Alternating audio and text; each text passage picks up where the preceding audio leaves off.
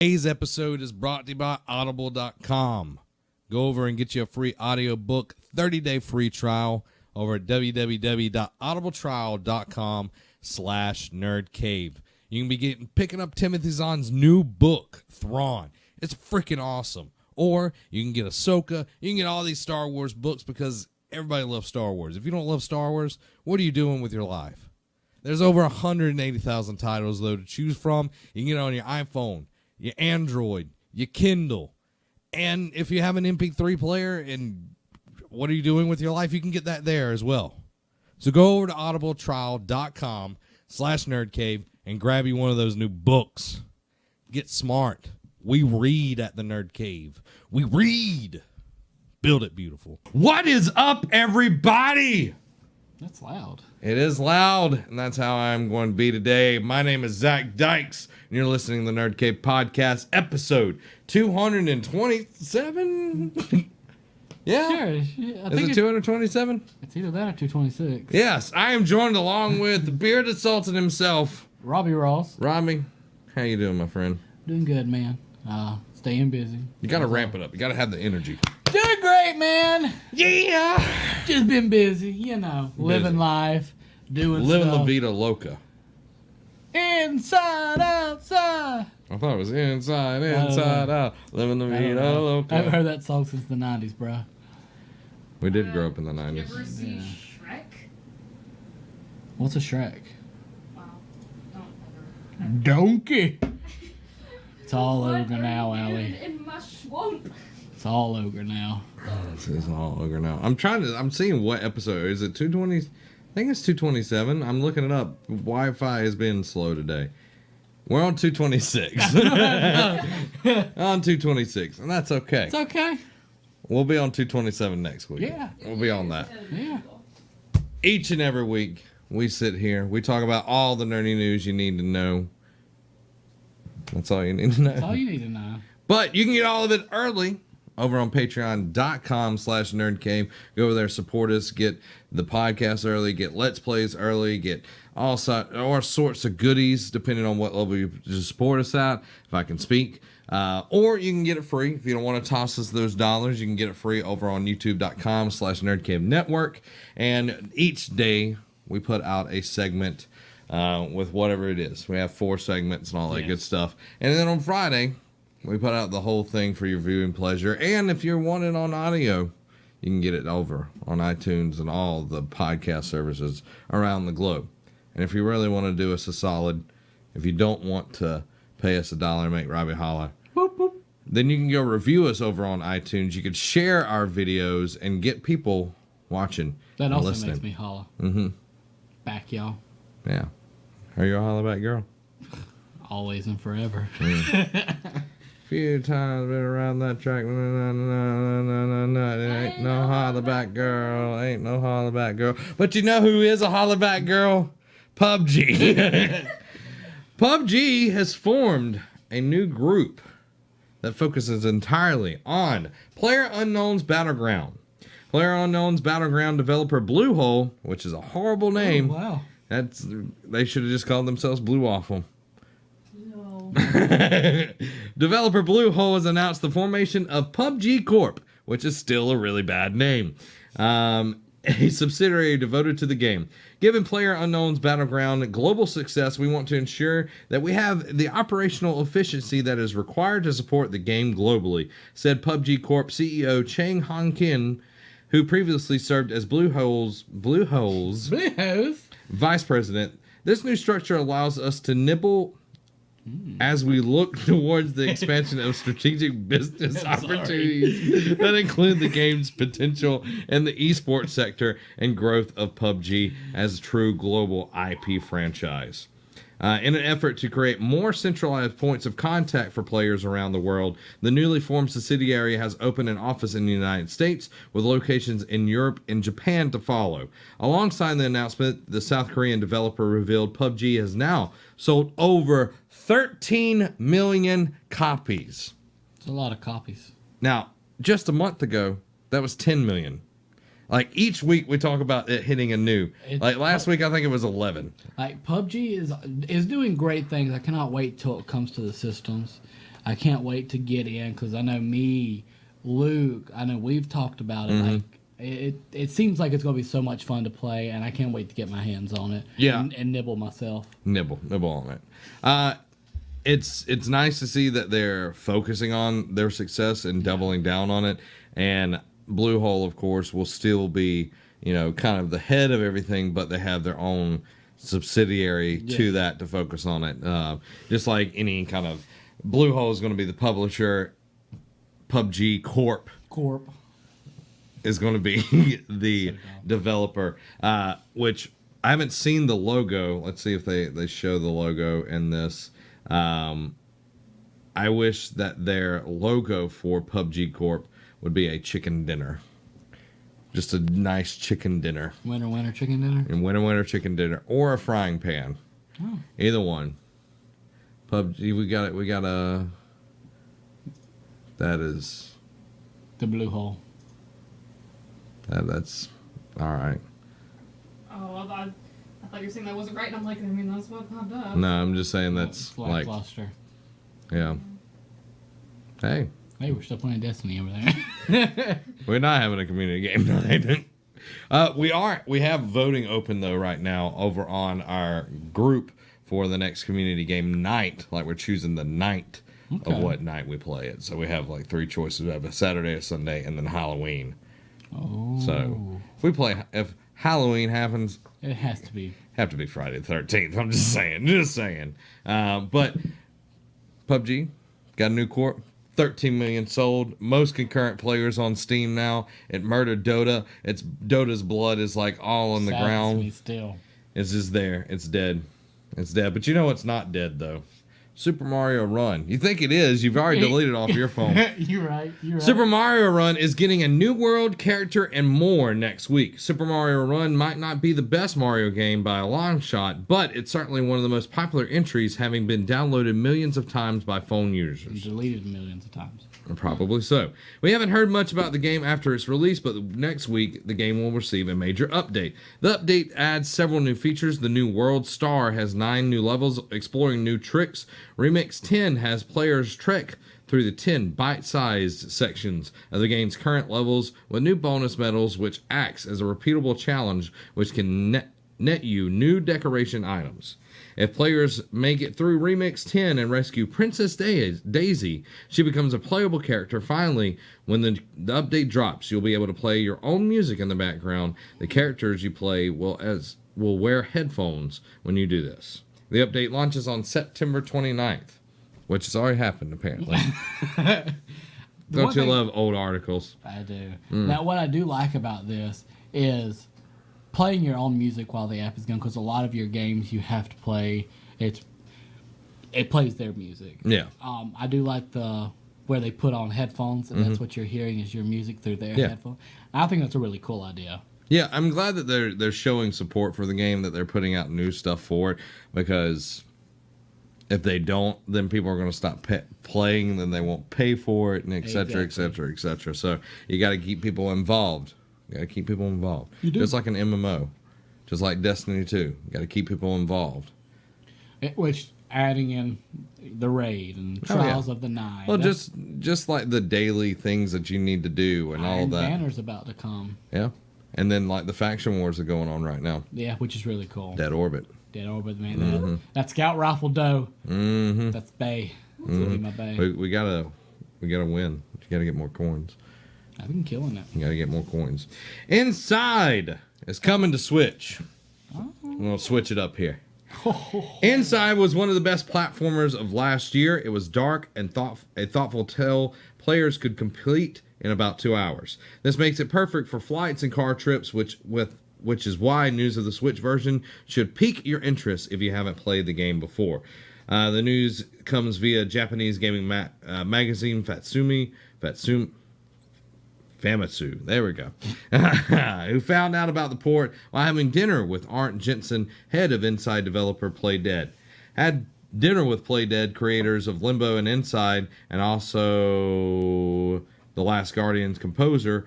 We had a great time, thank you. Beyond the announcement the game is headed to Nintendo's console, we've heard no word about date, price, or other details just yet. that is one game that I've been wanting to play, but have not played yet. Did you ever play Limbo? No, I never did. That's actually surprising that you never played Limbo. It's like one of the biggest 360 titles I know. for a very long time. Limbo, very dark, very dark, as in the whole thing is dark, but when you die, it's gruesome deaths. Very gruesome deaths. I like Playdead style. I've heard nothing but good things from Inside, so I'm looking forward to it, and it's perfect for the Switch if it's $20 or less. Getting on that and sitting there playing. Playthrough of it? I've watched some things. I've seen some gameplay, but I haven't watched. No, I don't know the whole story. Okay. Yeah, so. I mean, if I had a Switch, I'd get it. Yeah. Before you get off the topic of Nintendo, though, this past week I was doing some research, and I think it was last week we were talking about what was that thing in Japanese culture that they bring. Mm-hmm. I found it. Oh, okay. It's called Omamori. Yes, that's it. It's brought to shrines for various reasons. If you keep one close to you, it will protect you or give good luck. So. Omamori. And that's what we were talking last week, that Iwata, his Omamori is NES Golf on the Switch. Yeah. And anytime you have the Switch, that's with you. Even if you can't access it, that's with you. So that's really cool. Thank you for finding that. How I found it, it was talking about talking about the Nintendo Switch and the NES Golf, and it was the Omamori, and I was like, there it is! Now, before we move to this next one, I got a bone to pick with Nintendo. Pick it. I got a bone to pick with Nintendo. Now, Nintendo's been doing a lot of good things lately, but I got an email from Nintendo, and that's a crazy statement to say within and of itself. Got an email from Nintendo. It was about Friday, I think, or Thursday, regarding the Nintendo Creator Program. We joined the Creator Program to do all that good stuff, whatever, to try to make some money off of it. We don't make that much money off of anything, but I got this email. It says, we've updated Nintendo's Creator Program user guide with information on how revenue generated during live stream broadcasts on YouTube will be handled in the Nintendo's Creator Program. I'm like, okay. How's it being handled? Yeah, it's like, okay, all right, what you got going? Live streaming on YouTube falls outside the scope of Nintendo's Creator Program. This means that you cannot broadcast content on YouTube Live from the account you have registered to the Nintendo Creators Program. Please check the user guide details. So, what they're saying is, you cannot stream our games on YouTube Gaming or anything live streaming on YouTube, or we will ban you. There have been people being blocked. Their live streams, if they're playing a Nintendo game, have been blocked if they're part of the YouTubers, the Nintendo's Creator Program. See, every time Nintendo does something where they take two really good steps forward, they always have to take one step back. Well, and we got the SNES crap going on right now with people scalping, and there's not enough, and some places have more than enough. And I had a friend of mine, he bought 5 of them. He's like, got all this for super low amount. He's like, time to sell them for $500 a pop. And I was like, dude. I mean, trying to make a profit, but... Not saying I haven't done it before, but that's, when you're going... 150 to 200% over. Oh yeah, that's ridiculous. Yeah. Ridiculous, but, So, this morning, I got on my computer. I went to the Nintendo Creators Program, and guess what I did? Left it. I left it because I'm going to stream whatever I want, Nintendo. I don't care if I make any money. I'm bringing it, and I'm doing it because I like to do it. I will fight you, Reggie. And he just sees that. He's like, man, this guy's angry. I will. And then Me? He dragged that guy when they were playing Super Smash Bros. Or whatever. Me and Shuhei Yoshida are going to come after you, Reggie. We're going to break you. We're going to break you. Reginald. Shuhei's just just shaking his head. He's like, we will have to fight Reggie now. New Friday the 13th single player mode details have been revealed. And they're not what you thought, are they? No, this is saddening. Gun Media has confirmed that the upcoming Friday the 13th game single-player mode will not feature a narrative-driven experience. Speaking an update on the official game page for Friday the 13th, the studio revealed more details on how the single-player aspect of Teen Killing Actioneer will function, confirming a story will not be part of the package.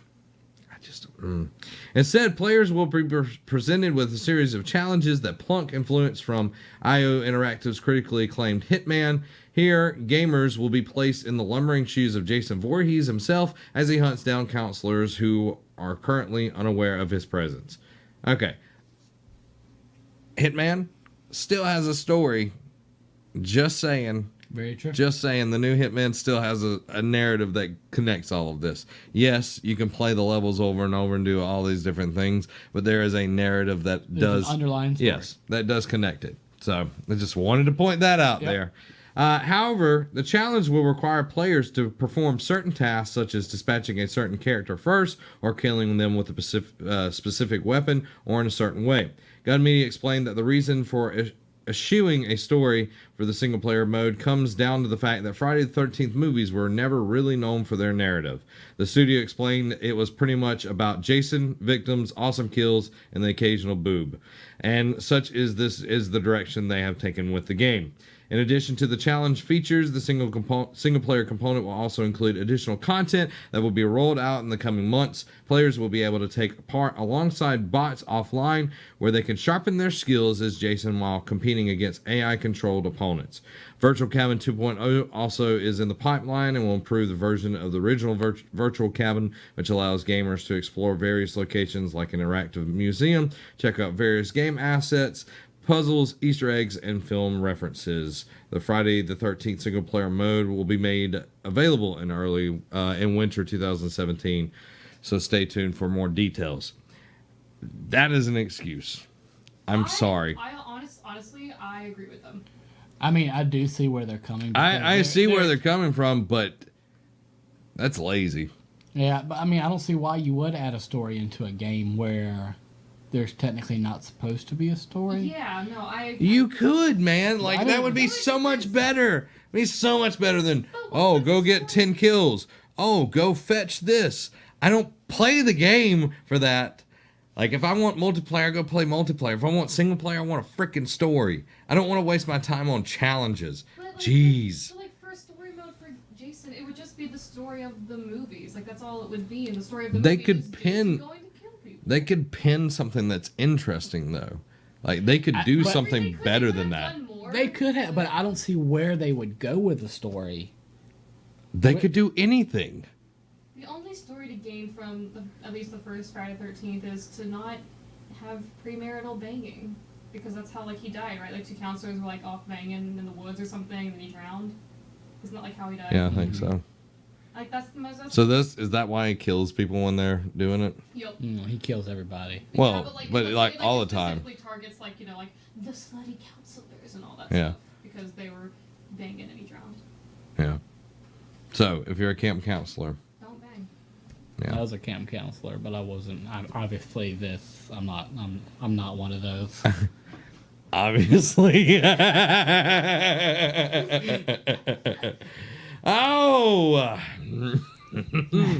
They should have put a story with it. I'm excited for this game. Oh my god. I am stoked. I'm glad it has a story. Yeah. Unlike Friday the 13th. But they've confirmed some more stuff. Star Wars Battlefront 2 has introduced an arcade mode. Star Wars Battlefront 2 is a much more substantial game than its predecessor from 2015, and the one new addition is arcade mode, a place where players can hone their skills alone or with a friend, console only. Arcade mode over all the Star Wars eras lets you test your heroes and classes offline using custom loadouts and battle configurations with AI allies and enemies. On the console, you can also invite a friend to battle with them or against them in split screen. Rewards in the mode can be used elsewhere in the game, and it features challenges and scenarios to try to keep you enticed. The upcoming Star Wars Battlefront 2 beta starting October 4th for pre-order people and October 6th for everyone, and ending on October 9th features arcade mode, a 10-on-10 team battle, and hero versus mini scenarios with Darth Maul. I like that in arcade mode, items and stuff you get can be used elsewhere. That's a big thing. That's a big thing I take away from it. Like I watched. Have you seen the new trailer that they put out this week? The one with the Emperor's like. No, I haven't. Only because I feel like I'm kind of treating these games like movies, but I shouldn't be because there's really no need to. Yeah, there's no need to. So I'll watch it today, though. Yeah, it's good. I am very excited for the story mode of this. The game, of course, like 2015's release of Battlefront, like it was a good game, but there was hardly anything there to keep playing and all of that. Having a story mode, everybody knows this by now. I am huge on story. Oh, yeah. But introducing more to the actual gameplay, introducing new things, classes, enticing me to like delve in deep. That's one thing that, you know, Destiny's done is they've added way more to the second one than they did the first one, and it keeps making me want. One, and there's no DLC out yet. Yeah, and it makes me want to keep going back, and they keep adding more stuff, you know. Yeah. So I can't wait for it. Now, we've talked a few weeks ago about this, and WB has been coming under a lot of fire for it, which is rightfully so. Very much so. Rightfully so. Middle Earth Shadow of War's charity DLC will now be free. The controversial Forthog Orc Slayer charity DLC for Middle Earth Shadow of War will now launch free of charge, with the publisher making a single donation itself. WB Games revealed that news in the blog post on its community announcements page. The DLC was initially paid for, with the profits going directly to the family of Michael Forgy, and the executive producer on Middle Earth Shadow of War, who sadly lost his battle with cancer in 2016. The developers plan to immortalize their colleague in-game as guitar-wielding orc killer Forthrog, but keen-eyed viewers found small print in the DLC trailer saying that their donations exist in some U.S. states and the rest of the world. This led to backlash over where the funds were acquired in locations where the DLC wasn't promoted or actually going for. WB Games and Monolith Productions then clarified that they would not profit from any sales of the DLC regardless of territory. So I'm glad that they're finally. They should have done this the right way to begin with. Exactly. Like they knew that this was going to happen. This could have been such a great thing if done right. If they would have just been like, "Hey, here's this in remembrance of what's his name." What's his name? Wow, Michael Forgy. Yeah. Oh, what's his name? Man. But to have in remembrance of him, we've already made our donation, so you guys get them for free. Mm-hmm. Like that would have been a great way to handle it from the beginning, but that's not how they handled it, and that's what hurt them. Yeah, and it's not just that they were charging for the DLC, and that in some places in the world they weren't even getting it. That the whole thing was not going towards his family. Yeah, it was that they were getting a percentage, like 30% of whatever they were making off of it was going back to WB. And now it's free, and they're actually going to, if you had bought the DLC already, you'll get a refund for it, which is nice. But they could have handled this the right way, and it would have been nothing like the PR nightmare that they've had. And this article doesn't talk about it, but one of their people tried to explain why the loot crates and all of that, and like the microtransactions in there, like that it's not a bad thing, but he does such a poor job of explaining it that he looks like he doesn't know what he's even talking about. See, and there's no way to put a positive spin on microtransactions. No.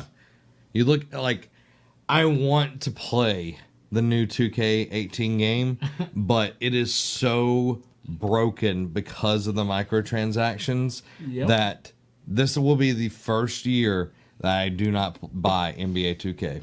Mine too. And that's saying something. Like we've played. I've played since 2K11. Yeah, 2K10. I played since 2K12, and I know I've probably put more hours into NBA, like 2K, than any other game that I've ever bought, just because of how much we used to play and everything. So for us not to even buy the game, that's saying a lot. Yeah. The microtransactions are ruining games, and even if it's player choice, no, it's not. You are making it where you are focusing on people that have addictive natures in their personalities, and for people that don't have time to get good or whatever. Like, you have to put in so many hours to even be relevant in these games that it's ridiculous. Yeah, because you could have me who puts in, 100 hours into getting my character, to be where he's okay. Mm-hmm. And you have a guy who's just played 15, 20 minutes and he just dropped $100 on the game and he's right there with me. Yeah. Well, and even like some of these games, like if you spend a bunch to like get loot crates or whatever, loot boxes, that if you spend a lot of money, the drop rate of good things goes down exponentially. Like, so it keeps making you want to spend more money. Yeah. So it's not a good system. It is a system that is benefiting the publisher and not the gamer. And that's why I have a big problem with it. Oh, yeah.